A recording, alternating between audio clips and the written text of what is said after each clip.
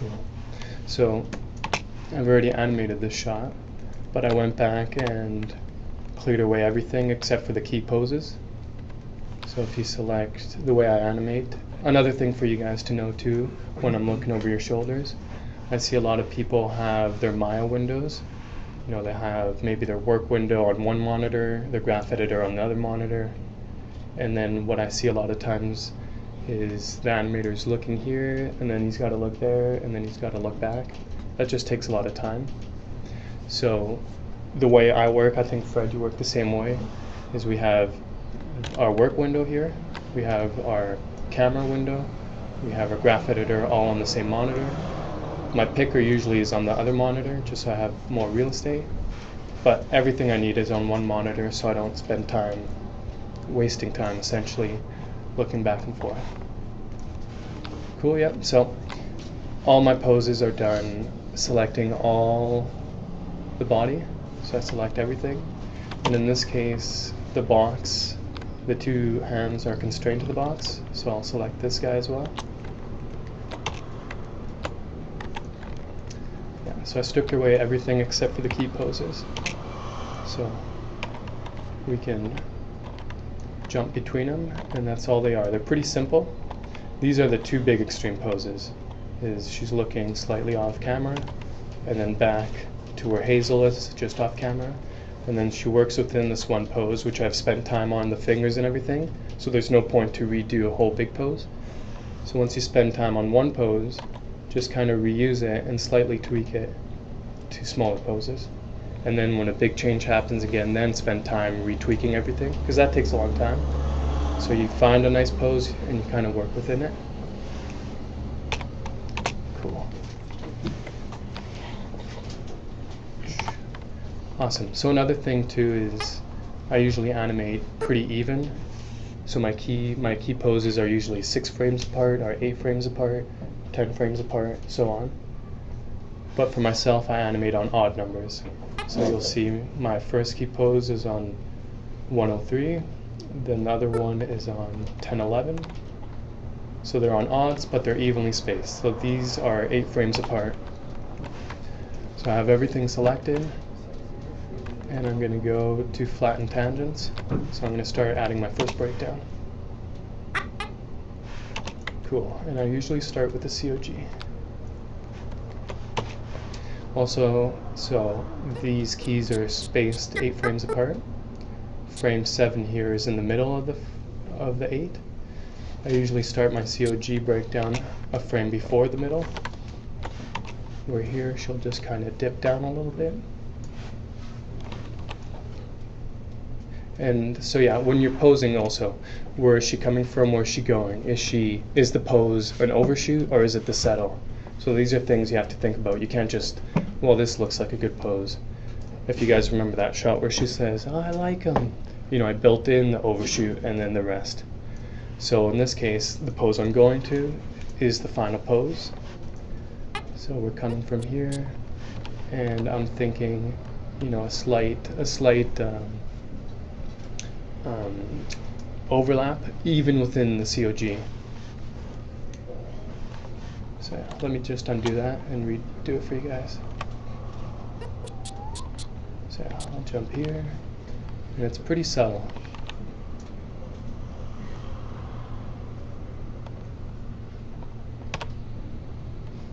Okay. And already I built a little bit of an arc to her. And then the nice thing about always animating the COG, even on very, very fine, subtle movements, is you move the COG, it moves everything. But if you only move the head on poses, it looks very weird, or only the upper chest where the torso remains still. So I'd always recommend on even the smallest poses, ever so slightly moving the COG on every pose. Cool, so I'm just still working on the breakdown for the COG. So it's got to be a little more.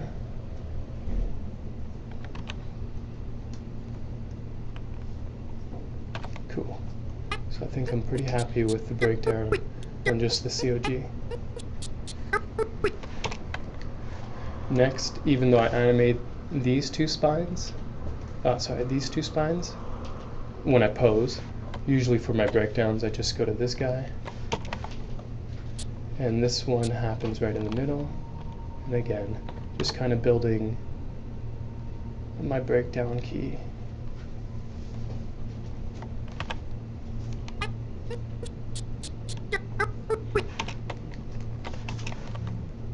Do you guys normally work pose to pose? Yeah? Yeah, nice. So, yeah. Just take your time with the poses and the breakdowns. Oh, see that guy's too much, so I'll just delete that.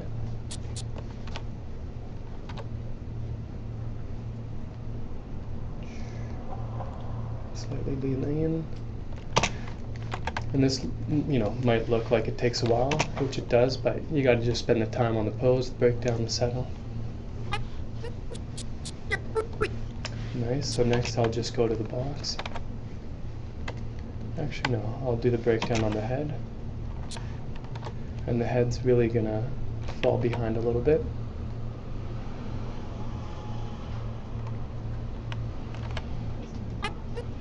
What's in the box? We're imagining it's shoes. Yeah. So. Do you typically create your breakdown poses with the offset already there as your? Yeah. Before I used to keep, the pose, and then the offset used to be in the middle, and everything was keyed.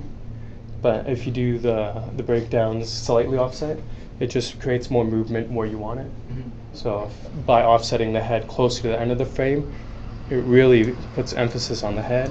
I'll do the same on the box, and it just makes more movement on that part of the body. Oops, let me just redo that. And for me, this work method, this workflow works pretty clean. You got your two poses, and you're thinking about your breakdowns. Opa. And she's just gonna be laid a little bit on that head. Cool. Go to the box, do the same thing. Same thing closer towards the end, just so it kind of emphasizes. Pull it back a little so it has a little bit of drag. Down. And I'm always constantly checking. I don't want to go too far and then then have to redo it. So just let's add a bit of more spice to it.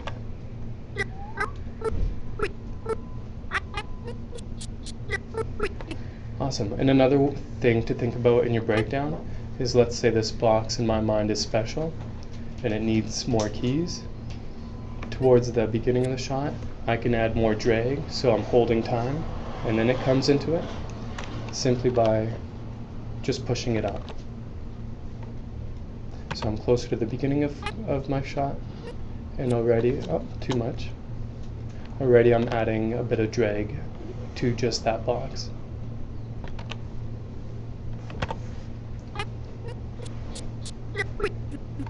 And then I'll go back and really just work on the arc that I want this box to take.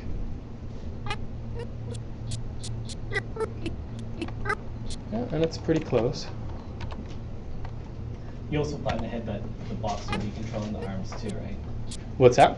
You plan ahead that the box will be controlling the arms. Exactly, just you look at the storyboards, and I get most of my pose idea from storyboards, so it's good to look at them. But yeah, you look at it and then you just see the box is in her hands the whole time. It just makes sense to constrain them. Yeah. Was that your question, Fred? No, just Yeah. Okay, cool. So I'm just still working on the breakdown before I even go and add the saddle.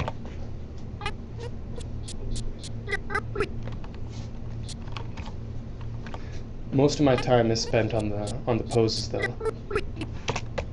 Almost done. I'll go back to the head and kind of do the same idea, where I want the head at the beginning to drag a little bit and then come up. So I'll just go closer to the beginning of the move and just bring it up slightly. Still tilting it towards where she's going to go. a little more. Another thing to think about too, guys, when the IK, in this case the box, is animated, it's a good idea whatever frame the box is, in this case, is animated on, you animate your elbows as well. Because if you don't, then it's clear when we play it back that it's an IK. You know, it just doesn't work as well. So I'll go find my elbow controls, wherever they are. There you go. No. Oh yeah, I never used the picker. Thanks, man. Yeah, I never used the picker for that guy. I always do it the hard way. But yeah, see how she's crashing ever so slightly in there? You just pull it out a little bit. And then I know I animated the box closer to the started frame, so I'll bring it in ever so slightly. You know, and these small little movements do make a difference. Oh yeah, and the picker. And again, you can add sort of an overlap just on the elbow coming for a settle by doing this. So there's lots of things we can do that are pretty simple. Cool, so I'm pretty much happy with it. My breakdown. I think the head maybe could be a little more, so I'll just add that.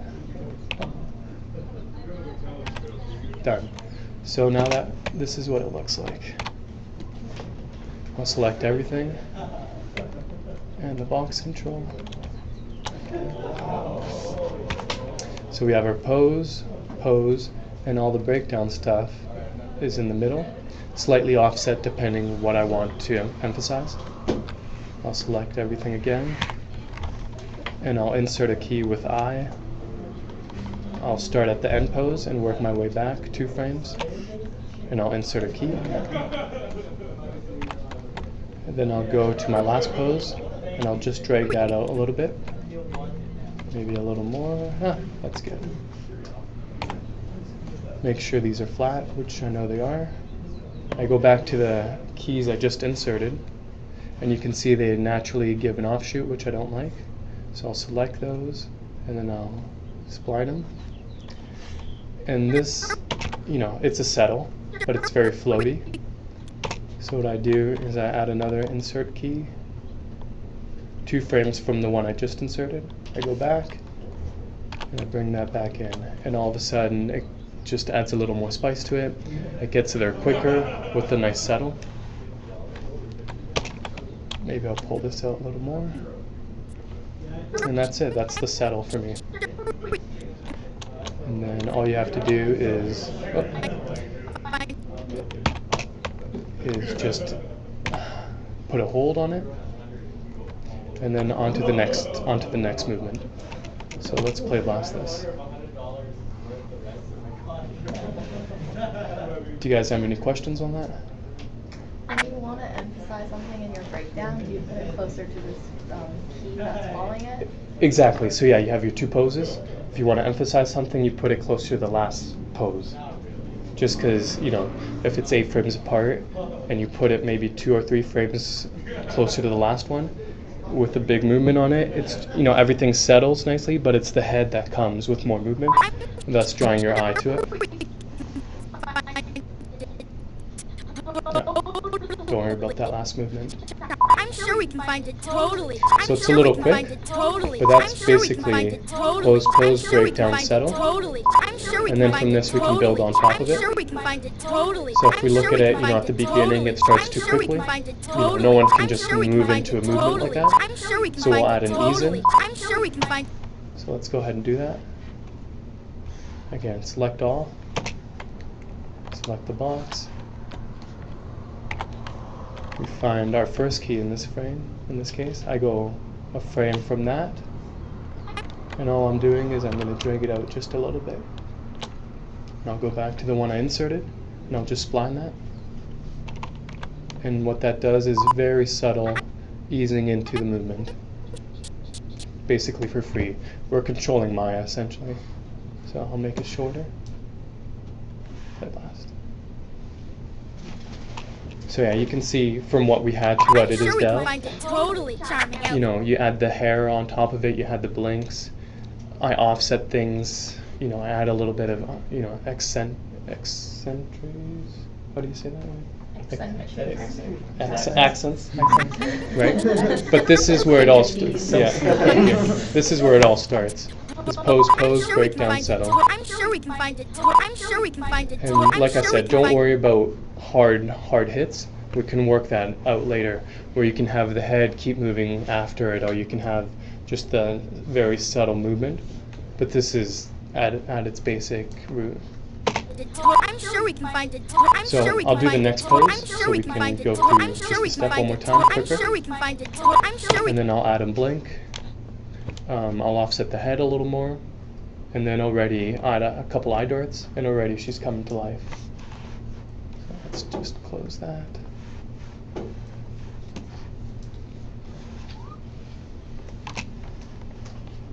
Grab my box, and then once I'm done with one movement for now, I'll go to the next one.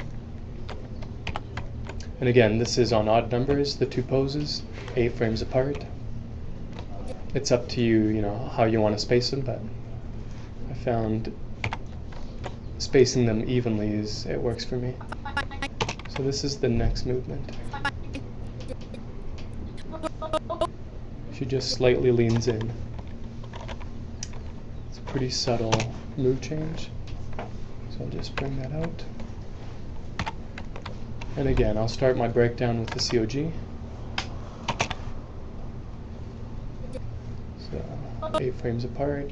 Maybe I'll start it here. And all I'm gonna do in this case, whereas before my breakdown was down, which most of the times we do, we always have takes where we just naturally come into the body and out. This one's gonna be the opposite. She's gonna come up and down. Same idea, breakdown, settle, pose. Cool. Other two poses. I'll lift her up a little bit and delay her. And she'll come down into it. The COG doesn't have to move too much, but it just builds the nice arc in everything. And she'll just come down into it. And in this case, you know, I kind of want to hold the Y translate of the COG a little longer. So I'm just going to insert a key here and drag it out 1 frame.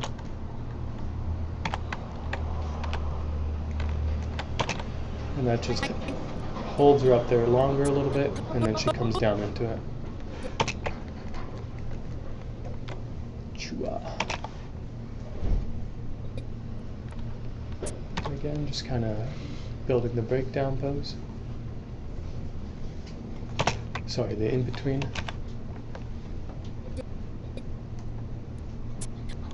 She comes down into it. Maybe leans back a little. And in this case, I want the shoulders to drag behind a little. So I'm just gonna drag them down. And then they come up into the pose. Yeah, my breakdowns are try to use as few controls as possible. So in the last one, maybe I use COG, chest, head, box, elbows, and shoulders. I think that's a big thing to take from this, Alex, is how few controllers you use to achieve your breakdowns. Right. And that's a big time saver, less curves to write with later. Yeah, and then in the pose though, you know, like I said, I use, not always, but you know, most of the time I do use all of them, you know, when I'm posing, whatever needs to happen. But like Tyler said, in the breakdown, you know, if it's just the COG and head and I can get away with it, it looks pretty good. Add a blink on it, an eye dart, and it's done. So you can pump out shots like that pretty quickly, and to a certain standard. Okay, so yeah, I drag the shoulders down to build some drag, and then she comes into the pose. Most of these things are pretty subtle, but They look pretty good. So I'll grab the box, I'll do the same thing I did in the first section, where I'll delay it so it really just kind of hits last. So I'll go closer to my last frame here, usually about 3 frames apart. And in this case, what is she doing? Right. I'll pull it down and add some drag onto the box. So she'll kind of come into it. Yeah. And then what I did in the first pose, I'll go kind of here and just add just ever so slightly a movement up, which just kind of holds that box there longer. So then it moves snappier. Essentially, I'm just holding that timing and then it comes into it.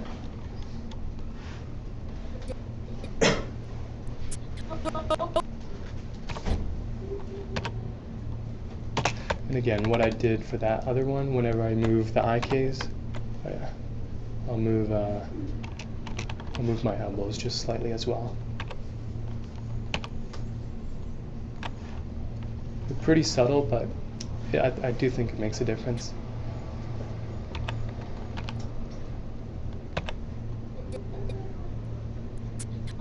And then the last big breakdown is the head. So she'll come up a little bit and lean back and tilt up. And she'll just hit that. And again, maybe for a little bit more drag, so she doesn't come up as much. Just put it down, bring that nose down.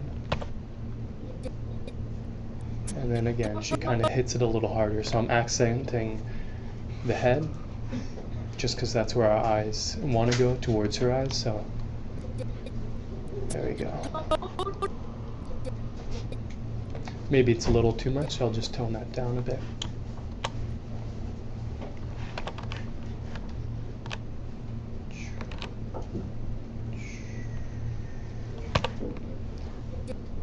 You guys have any questions? Comment. Yep. So when you're toning down particular controls breakdown, what I'll often do is say that's your second or third key from where you started from, and you want your motion to be less. I'll often just go scrub 1 frame sooner, middle click back to where I was and key it, and then that's just a little less motion without having to change anything. Yep. Exactly. Why not use what the computer gives you? I'll do kind of that thing when I'm posing as well, you know, because I spend a lot of time, if I really like the shot, on a pose. Like I'll spend hours on one pose.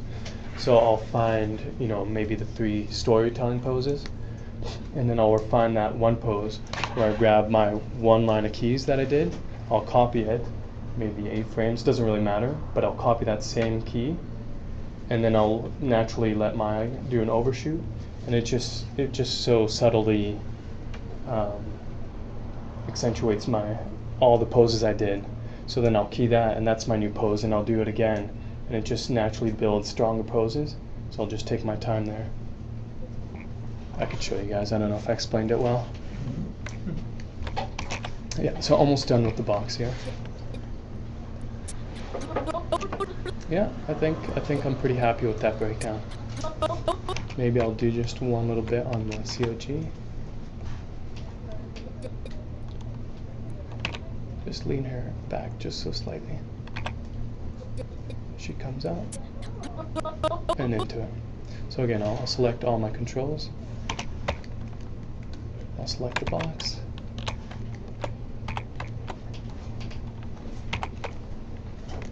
I'm at the last pose, and I'll just insert a key 2 frames before that. So I can start building my settle. I'll pull this guy out a little bit. And just spline these tangents, because they're just naturally overshooting. So I'm going to spline them so I can control them, insert a key, and drag back my keys.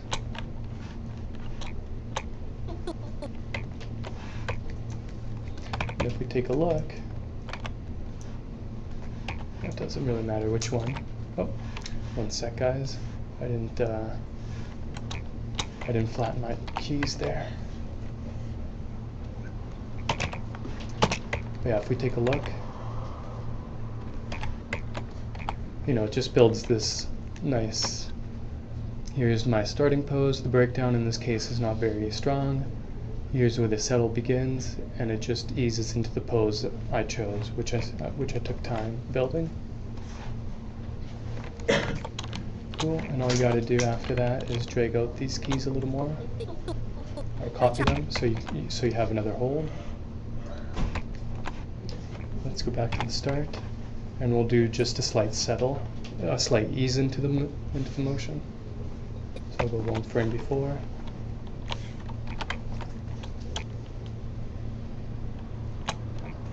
And I'll just spline those. It's a pretty repetitive kind of thing. It's kind of simple, but it gets you, I'd say, 80% of the way there in terms of body movement without adding face. And then, like I said, you can add subtleties on top of that after, whether it's nuances in the finger, then you just clue in on those part of the animation, or if it's something bigger with the head that needs to happen.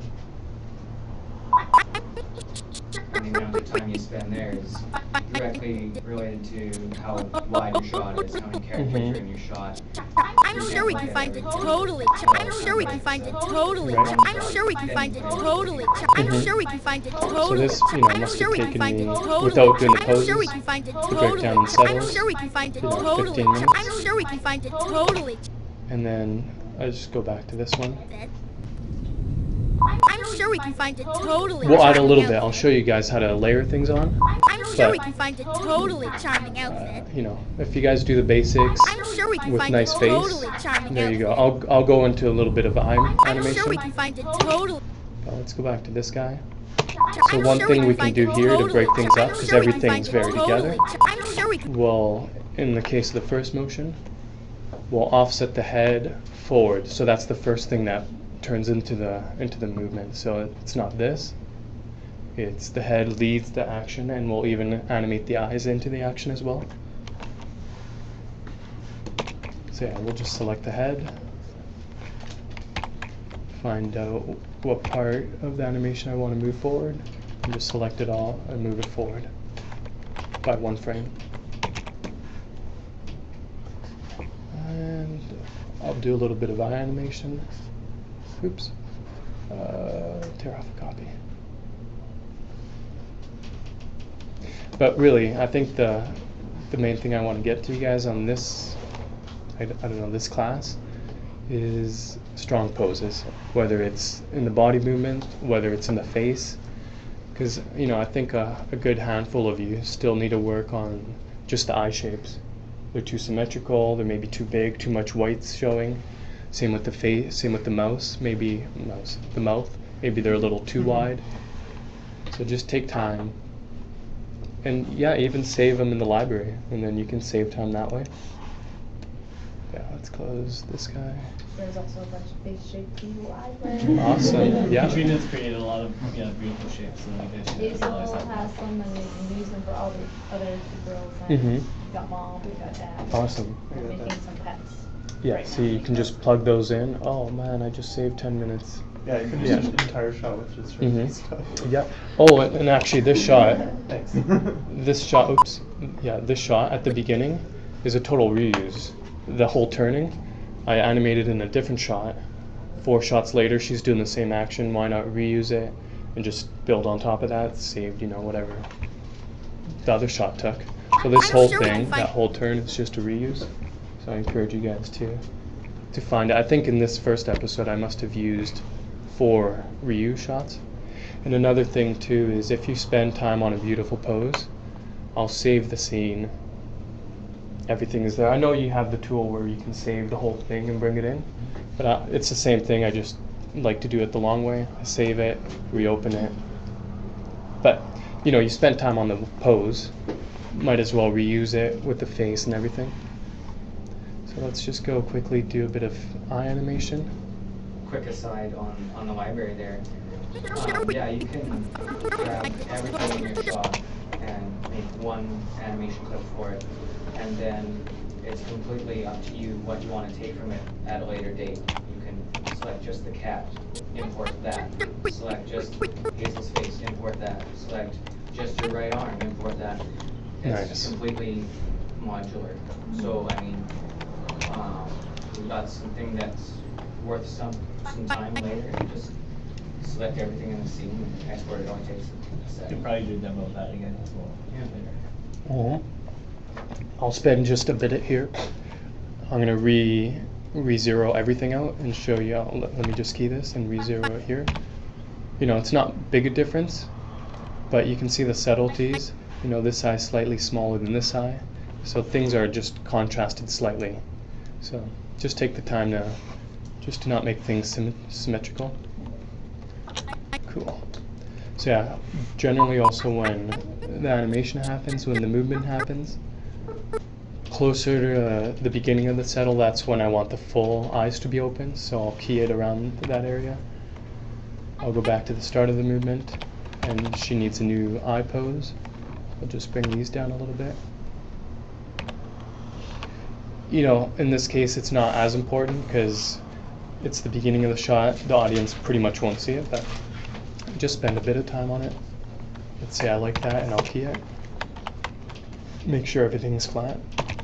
And I treat my face the same way. It's all pose to pose breakdown. So I have my two poses. In this case, you know, 8 frames apart on odds. And the blinks to me happen in 2 frames. So I'll just bring these down, fully shut, and just copy these keys. Oops. You know, maybe a little more. In this case, I want her to be with her eyes closed a little longer, so I'll just hold them. I also feel maybe like the eyebrows can come down a bit, just so when they open, we just see a little more movement. So yeah, essentially this is just a breakdown. So yeah, I'll select everything again and do my settle. 2 frames from the end pose. I'll insert a key with the eye, and then I'll just drag that out. Again, I'll go back to the inserted keys to these tangents, and I'll spline them. Insert another key and just drag them back. Even the eyes, guys, need a settle. They can't just open. You know, I've seen footage of an actual eyeball and blinks, and it takes about 20 frames for the flesh to just settle, which in maybe CG looks weird. So I generally do about an 8-frame settle, but they do need a settle. Cool, let's add a little bit of eye darts. You know, maybe she's looking slightly off screen. And then you can already see her head turn, so her eyes need to lead the action. And again, need to lead the action. Maybe not so much here.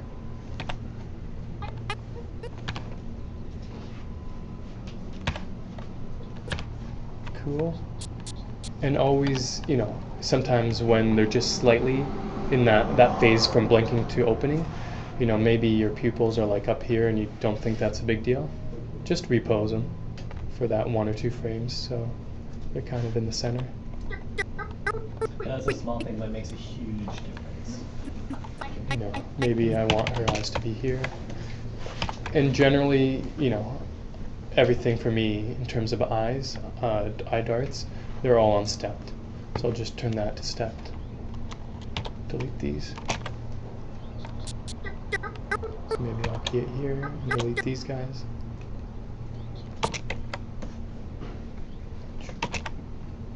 Cool.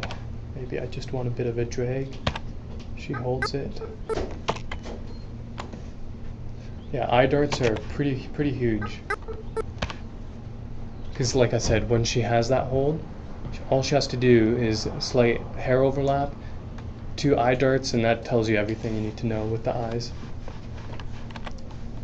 Let's just have her slightly down a little bit.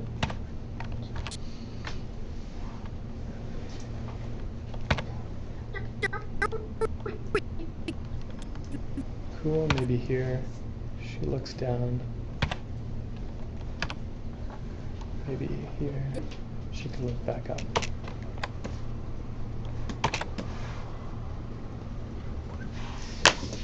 Yeah, that's pretty much a pose, breakdown, settle. Maybe an ease in, depends up to you on your shot.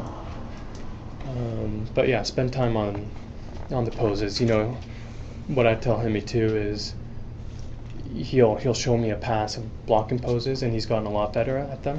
So I don't tell him as much now. But usually it's like I see the poses in blocking form, and then I'll just tell him, do another pass just on the poses, strengthening them. Don't have doll fingers. You know, making them real. If it's contacting whatever it's contacting, make sure it feels like it's gripping it. Or if she's pushing off something, make sure the weight's there, the shoulders are there. So yeah, poses are key, and then just take time on strengthening the composition as well. That's I'm your sure we can find it responsibility. totally. I'm sure we can find it totally. I'm sure we You can know, find it totally.